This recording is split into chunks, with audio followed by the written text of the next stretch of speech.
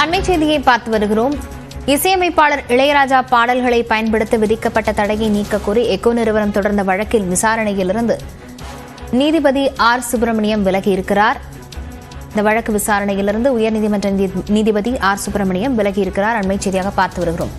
ஒப்பந்தம் முடிந்த பிறகும் காப்புரிமை பெறாமல் தான் இசையமைத்த பாடல்களை பயன்படுத்தியதாக இளையராஜா வழக்கு தொடர்ந்த நிலையில் இந்த வழக்கின் விசாரணையிலிருந்து உயர்நீதிமன்ற நீதிபதி விலகியிருக்கிறார். தொடர்பான விவரங்களுடன் செய்தியாளர் மதன் இணைந்திருக்கிறார். மதன், விவரங்களை பதிவு செய்யலாம்.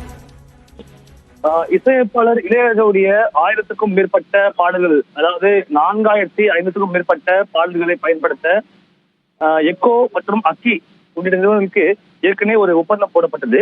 இந்த ஒப்பந்த காலம் முடிந்த பிறகும் அந்த காப்புரிமை பெறாமல் தான் இசையமைத்த பாடல்களை பயன்படுத்துகிறதா கூறி ஏற்கனவே எக்கோ நிறுவனம், அக்கி மியூசிக் உள்ளிட்ட அந்த நிறுவனத்துக்கு எதிராக இசையமைப்பாளர் இளையராஜா சென்னை உயர்நீதிமன்றத்தில் வழக்கு தொடர்ந்தாரு.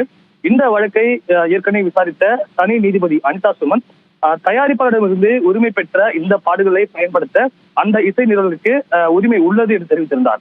ஆனால் இந்த உத்தரவை எதிர்த்து இளையராஜா தாக்கல் செய்த மேல்முறையீட்டு மனுவை விசாரித்த 2 நீதிபதி கொண்ட அமர்வு தனி நீதிபதி பிறப்பித்த அந்த உத்தரவுக்கு ஒரு இடைக்கால தடை விட்டது. இந்த நிலையில்தான் இந்த படத்தின் காப்புரிமை தயாரிப்பாளர்கள் இருப்பதாகவும் அந்த தயாரிப்பாளரிடமிருந்து தான் தாங்கள் செய்து கொண்ட அந்த ஒப்பந்தத்தின் அடிப்படையில் தான் பாடல்களை பயன்படுத்துவதற்கு முழு அதிகாரம் இருக்குது. எனவே இந்த பாடல்களை பயன்படுத்த விதிக்கப்பட்ட அந்த இடைக்கால தடையை நீக்க வேண்டும் என்று எக்கோ நிறுவனம் சார்பில் தற்போது சென்னை உயர்நீதிமன்றத்தில் ஒரு மனு தாக்கல் செய்யப்பட்டது. இந்த மனுதான் இன்று நீதிபதிகள் ஆர் சுப்பிரமணியன் மற்றும் சக்திவேல் அவர்கள் விசாரிக்க உள்ளது. அப்போது இந்த வழக்கிலிருந்து விசாரிப்பதிலிருந்து தான் விலகிக் கொள்வதாக நீதிபதி ஆர் சுப்பிரமணியன் தெரிவித்தார். அதற்கான காரணங்களை அவர் குறிப்பிடவில்லை.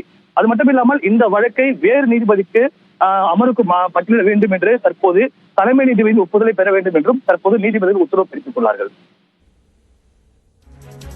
விவரங்களுக்கு நன்றி மதன்.